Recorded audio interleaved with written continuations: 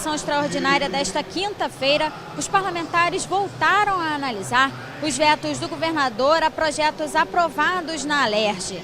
O primeiro deles foi o do deputado Luiz Martins, que determina que o Detran divulgue em sua página da internet informações sobre o teste do bafômetro. Devem ser divulgados o número de identificação do equipamento, a data e a validade de cada aferição do etilômetro. O veto foi rejeitado e a proposta segue para a sanção do governador. Eu sou presidente da Comissão de Defesa do Consumidor.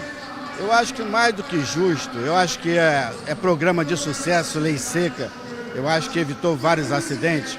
Mas quando eu sou parado pela lei seca, é importante estar no site do Detran quando foi aferido o etilômetro, quando foi a validade. Então isso tudo é um projeto de transparência e principalmente sou parado na lei seca. Eu tenho que ter um instrumento como cidadão, o que um recibo de quanto foi aferido e quando foi feito aquele meu teste. Também foi discutida a proposta que obriga as produções cinematográficas que recebem patrocínio do governo estadual a divulgar mensagens de incentivo à doação de sangue. O veto ao projeto dos deputados Paulo Ramos e enfermeira Rejane e dos ex-deputados Clarissa Garotinho e Roberto Dinamite foi derrubado. O governo patrocina a indústria cinematográfica. Às vezes nós entramos no cinema antes de um filme e vemos vários anúncios comerciais. Por que não? Aliás, não precisaria nem lei, nem investimento governamental. A indústria cinematográfica, os produtores, deveriam assumir esse compromisso. Antes da projeção, questão de 15 segundos. Analisado ainda o veto à proposta do deputado licenciado Tiago Pampolha, que inclui no calendário do Rio de Janeiro a semana de promoção e valorização do skate. O veto foi derrubado e a proposta vai virar lei. Outro texto analisado obriga a Secretaria Estadual de Saúde a disponibilizar diariamente no site informações sobre a quantidade de leitos que estão disponíveis e quais estão desocupados nas unidades hospitalares credenciadas ao SUS. O veto ao projeto da deputada Márcia Giovanni foi derrubado. Eu acho que isso vai colaborar muito com a Secretaria de Saúde, porque eles também não têm essa disponibilidade, né, no seu site. Vai ajudar aos municípios do interior. Então vai ser de grande importância, porque a gente vê o sofrimento, às vezes, das pessoas querendo levar seu ente querido e não sabendo para onde. Também rejeitado o veto ao projeto do deputado Nivaldo Mulim, que cria o programa de distribuição de aparelhos auditivos para crianças e adolescentes. O texto autoriza que o Estado faça parcerias com prefeituras e hospitais públicos e privados. É muito importante para o Estado do Rio de Janeiro, principalmente nas escolas da rede municipal, estadual e particular, principalmente que a criança tem uma certa deficiência de aprendizagem, então, de repente, você vai analisar problema de audição. Na segunda sessão do dia foram analisados mais 6 vetos do governo a projetos aprovados pela Alerj. O primeiro veto derrubado foi a proposta que permite aos consumidores o controle sobre os gastos com internet móvel ou banda larga.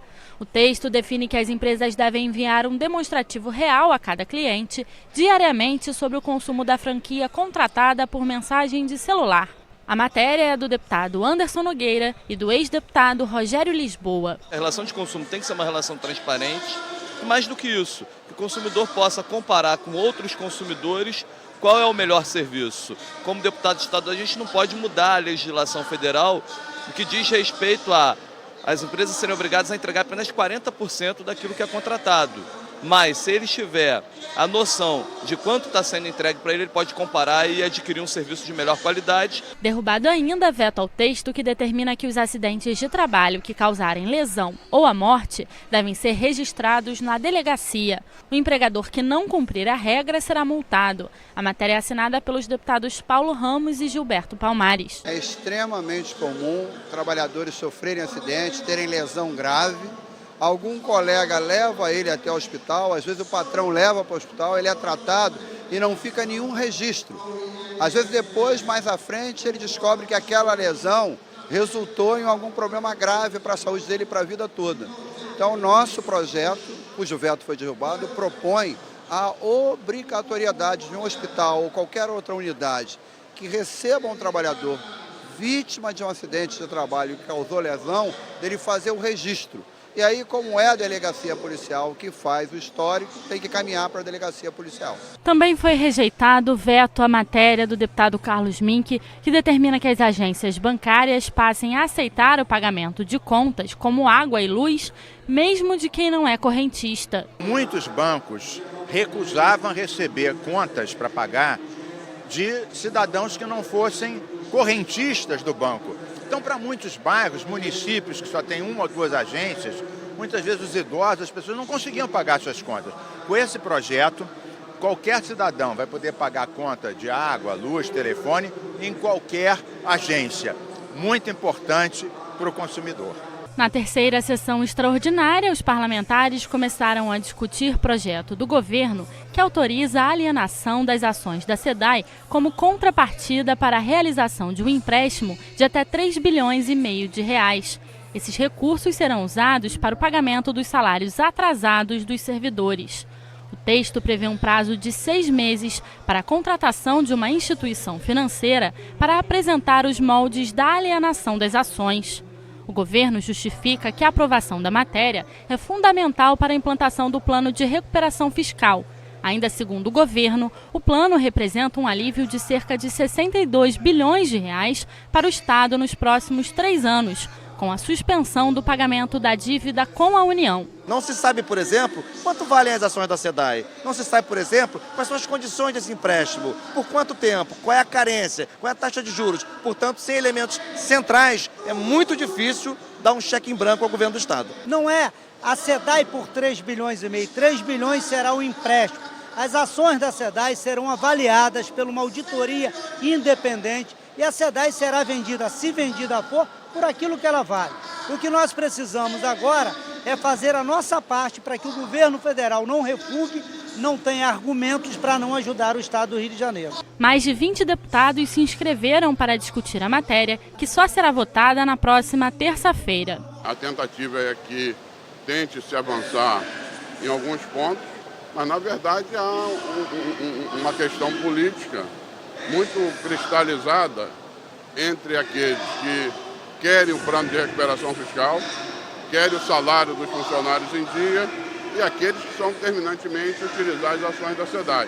Então é possível que o presidente da Comissão de Constituição e Justiça faça um substitutivo, rejeitando todas as emendas, e a oposição terá a prerrogativa de usar o instrumento do destaque para votação em separado de emenda por emenda ou das emendas que eles acharem mais significativas. O presidente Jorge Pisciani disse que a aprovação do plano de recuperação fiscal é fundamental para o Estado e o país voltarem a crescer. É preciso botar os salários em dia, dar paz, restabelecer níveis de investimento, o Rio de Janeiro voltar a crescer, gerar emprego para ajudar a economia nacional. Quer dizer, o Brasil está para o Rio de Janeiro está para o Brasil, como o Brasil está para o Rio de Janeiro. Quer dizer, uma coisa não anda sem a outra. É preciso melhorar a economia nacional e é preciso melhorar a economia regional. E sem segurança não há crescimento econômico, não há paz, as pessoas não saem à noite, não consomem, as pessoas diminuem a força de trabalho, diminuem a produtividade.